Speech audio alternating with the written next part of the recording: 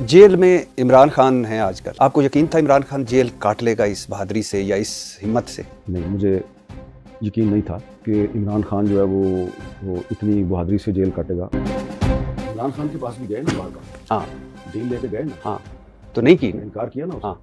चलो एक मिसाल तो आ गई ना हमारे। हाँ, ये फातिमा जना जो है उसने मुझे ये क्यों कहा ख्वाब में कि मेरे साथ भी यही कुछ हुआ, तो पता चला कि उनको कत्ल किया गया। अगर कायदे आज़म कभी आपके ख्वाब में आए तो क्या कहेंगे वैसे? कायदे आज़म से कहूँगा कि कायदे आज़म प्लीज़ पाकिस्तान मत आइएगा, ये गिरफ्तार कर लीजिए। अस्सलाम वालेकुम नाज़रीन का, आप वीडियो देखिए, वीडियो देखने के बाद फिर इसके ऊपर तफसीली बात करते हैं।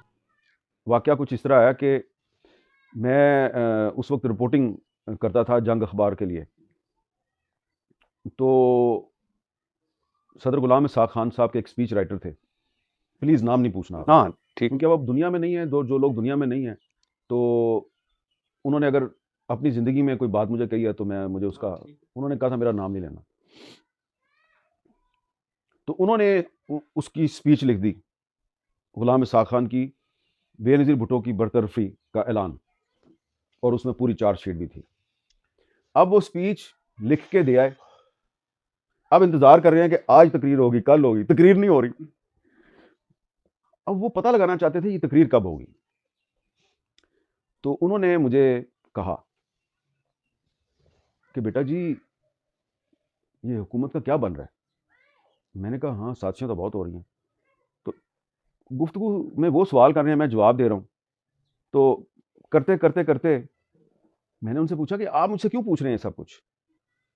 तो उन्होंने मुझे थोड़ी सी ऐसी गुफ्तगू की कि मुझे शक पड़ा कि इनको कुछ पता है। तो ज़ाहिर बात है, फिर हम सहाफ़ी हैं तो घेरना तो आता है ना हमें, तो मैंने घेर घार के ना उनसे निकलवा लिया। तो मैंने कहा तो इसका मतलब है कि असूली फैसला हो गया। उन्होंने कहा असूली फैसला हो गया, तकरीर भी लिख देती, मैं जमा भी करा आया। जब उन्होंने ये बात की तो मैंने कहा फिर इसका मतलब है कि आप मुझसे रिकन्फर्म करना चाहते हैं। कहते हैं हाँ बेटा, रिकन्फर्म करके मुझे ज़रूर बताना, और मुझे पता है तुम बाज तो नहीं आओगे, तो जब तुम खबर दोगे तो तुम्हें उठा लिया जाएगा। जब तुम्हें उठा लिया जाए तो बेटा प्लीज़ मेरा नाम नहीं लेना। मैं परेशान हो गया। ठीक है, मैं नया 2-3 साल हुए हैं मैं साफ़ी बनाऊँ, और वो मुझे कह रहे हैं कि जब तुम ये खबर दोगे तो तुम्हें उठा लिया जाएगा। तो मैं ज़ाहिर बात है थोड़ा सा परेशान हुआ कि अच्छा मुझे उठा लिया जाएगा। लेकिन तुम ना तारक रहीम का नाम ले लेना। गवर्नर थे उस वक्त? नहीं, वो उस वक्त मिनिस्टर फॉर पार्लियामेंट मूव थे। अच्छा। और मेरे उनसे बड़े अच्छे ताल्लुकात। मैंने कहा जी मैं उसका नाम क्यों लूँ, उसको भी पता है जो भी हो रहा है। उसको पता है सब कुछ हो रहा है। तो मैंने कहा जी ठीक है। अब मैंने रिकन्फर्म करने के लिए तारक रहीम साहब ही को पूछा, तो उन्होंने भी ऑफ द रिकॉर्ड कंफर्म कर दिया कि हाँ कुछ हो रहा है। मजीद मैंने कहा कि अब साजिश अगर हो रही है तो उसका किसको पता होगा।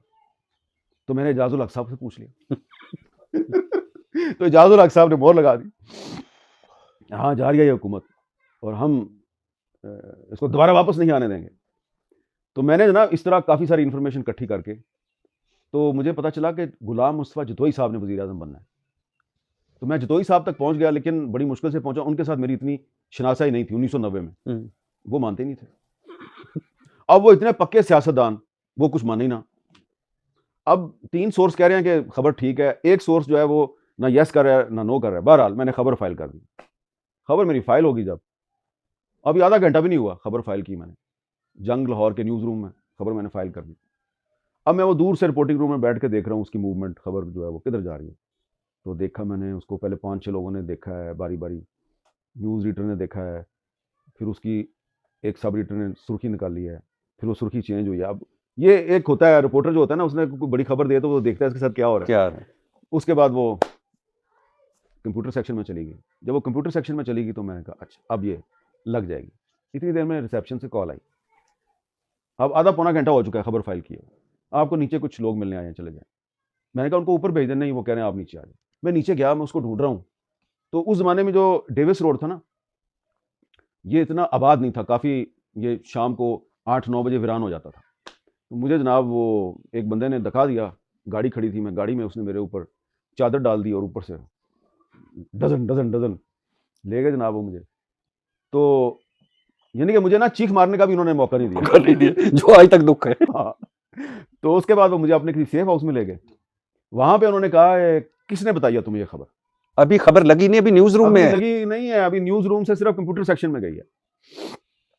तो میں ان کو جو ہے وہ مجھے اب اپنے آپ پہ ہنسی آتی ہے. میں ان کو یہ سمجھانے کی کوشش کر رہا ہوں, دیکھیں رپورٹر سے کبھی اس کا سورس نہیں پوچھتے, وہ آگے سے دڑل زناٹے دار تھپڑ, دسنا ہے کہ تینوں تیرے کپڑے لائیے.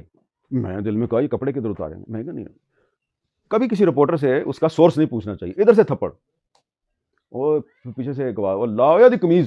میری قمیض اتاری, پھر اس نے میری بنیان اتار دی. اس کے بعد انہوں نے تھپڑوں سے گھونسے پہ آئے, گھونسے سے پھر وہ لاتوں پہ آئے, ٹھوڈوں پہ, پھر وہ ڈنڈا لے آئے, پھر پتہ نہیں کیا, پھر گالی گلوچ. اخیر میں اس نے کہا لاؤ یا دی پینٹ. میری پینٹ بھی اتار دی. اب ایک انڈر ویئر رہ گیا.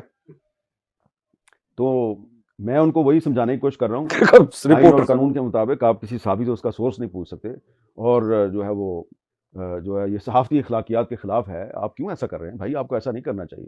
تو ایک صاحب تھے, انہوں نے کہا انڈر ویئر بھی لا دو.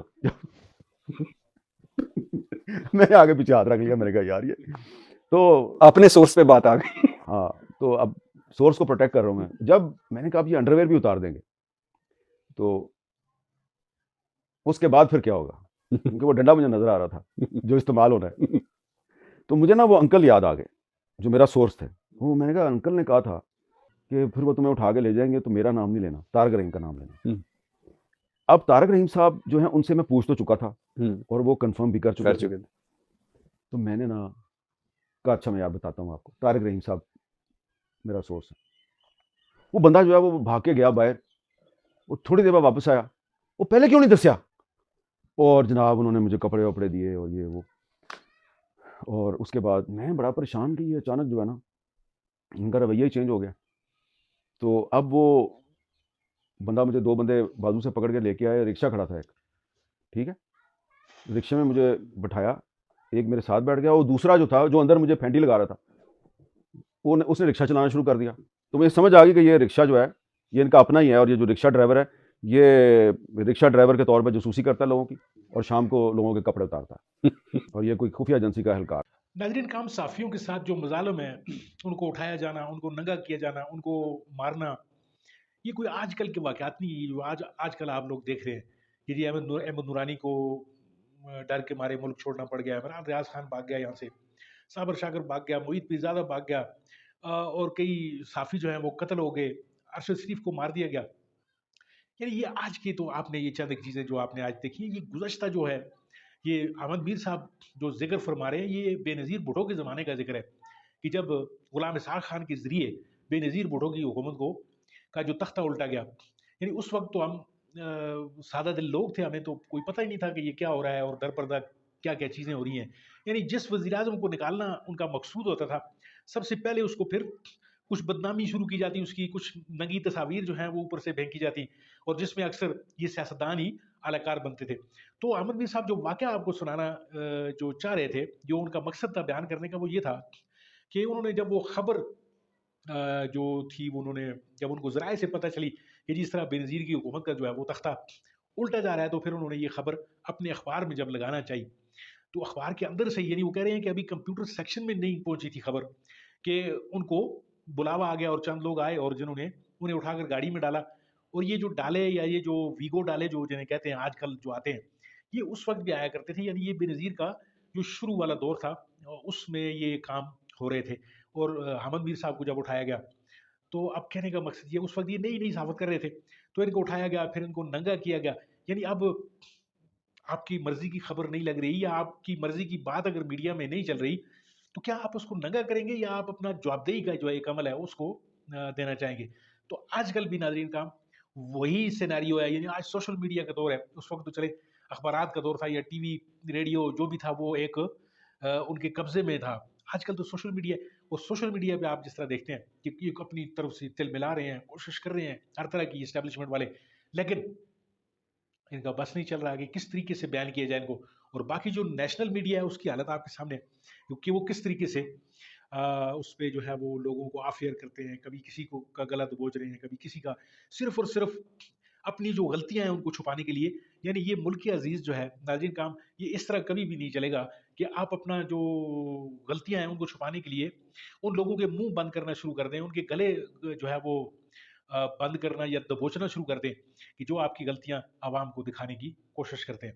تو میں نے کہا یہ ویڈیو آپ کے سامنے اس لیے لایا ہوں کہ یہ آپ حامد میر صاحب کی یہ ایک جو داستان ہے کہ ان کو بھی ننگا کیا گیا تھا اور آج وہ یہ ساری تلخ باتیں کرتے ہیں، اور یہ جب آپ لوگ سنتے ہیں تو آپ لوگوں کے ذہنوں میں بھی ایک منفی تاثر ابھرتا ہے، اور آج کل بھی جو ہے وہ ہاتھ جوڑ کر جو ہے وہ اس اسٹیبلشمنٹ سے گزارش کرتے ہیں کہ خدا کے لیے بس ہو چکا، بہت ہو گیا، انڈیا ہم سے بعد میں آزاد ہوا، یعنی گھنٹوں کا فرق کیا ہے لیکن بعد میں ہوا، اور آج وہ چاند پر پہنچ گئے اور ان کا روپیہ جو ہے وہ ہم سے 3-4 گنا زیادہ مستحکم ہے، ان کی اکانومی مستحکم ہے، کرپشن وہاں پہ بھی ہوتی ہوگی، سیاستدان وہاں پہ بھی کرپٹ ہوں گے، لیکن انہوں نے تجربات سے سیکھا ہے، لیکن انہوں نے جو اسٹیبلشمنٹ کے راستے انہوں نے روکے ہمیشہ، نہیں تو وہاں پہ بھی کافی اسٹرانگ اسٹیبلشمنٹ ہے، ہر ملک میں ہوتی ہے، لیکن کبھی بھی وہاں پہ ماشاء اللہ آپ کو نظر نہیں آیا ہوگا۔